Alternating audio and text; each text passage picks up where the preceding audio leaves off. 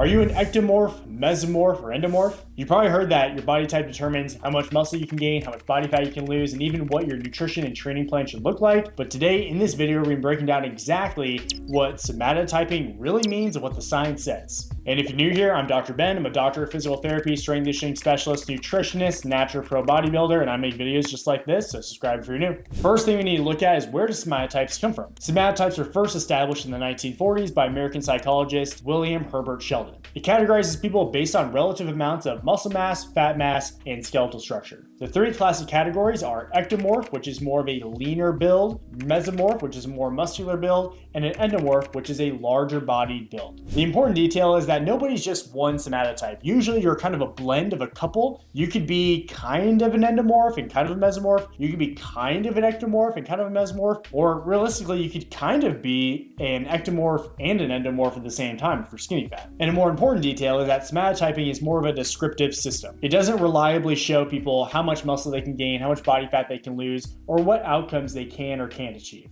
When scientists measure somatotypes, they're usually looking at three main things, which are going to be muscle mass, fat mass, and bone structure. Bone structure is the least likely to change when you get into adulthood. Obviously, your bones are pretty fixed, but everything else, your muscle mass, your fat mass, are very, very malleable, right? Depending on what you're doing for your training, what you're doing for your nutrition, your muscle mass and your fat mass can shift a lot over time. So that means that body type is more of a reflection on your current body composition and not necessarily your fixed genetics. So this is where the fitness industry goes wrong. They put people in a box. They say, hey, you're an ectomorph, you can't gain muscle. You're an endomorph, you can't lose fat. And it's really not the case. And I've seen this with my clients all the time. I've been coaching for over 7 years. I've worked with over 500 people getting results like this to this, or even this to this. And as you can see, your body composition can absolutely change, and so does your body type. Realistically, there's no good scientific evidence that shows that your body type really determines much. It doesn't show us your hypertrophy potential, doesn't show us how easily you can lose body fat or your training response. Realistically, there are about 4 main things that drive progress, whether you're an endomorph, mesomorph, ectomorph, because it all, at the end of the day, really doesn't matter.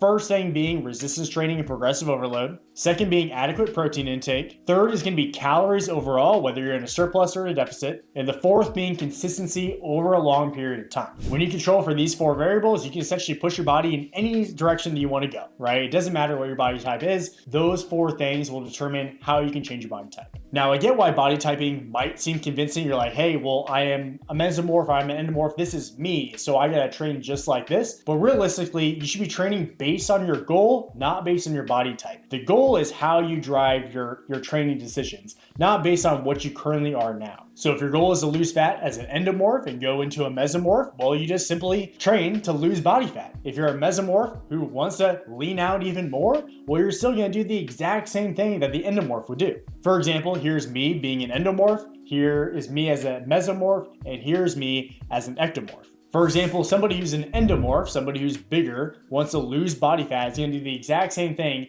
as a mesomorph who wants to lose body fat and get leaner as well. Now, there are some things that we can't change, right? We can't change your height, can't change your proportions, we can't really change your fat distribution, but that should not stop you from achieving your best. It should not stop you from becoming the best version of you. So at the end of the day, you are not a fixed body type. Your body type can absolutely change with the right approach, with the right training, with the right nutrition. Now, if you're somebody who's been trying everything and nothing works, you just can't get the body fat to drop off, or you can't seem to gain muscle no matter how much you work out or how much you eat, I've got you. I've been coaching for the last 7 years. I've helped over 500 people get results that you're looking for. All you need to do is go in the description, fill out the link, schedule a one-on-one call with myself, and we'll map out your game plan from A to Z. Other than that, I do have another video on the screen here that I think you'll like. You should go check it out. And if you guys are new, subscribe, and I'll see you guys in the next video.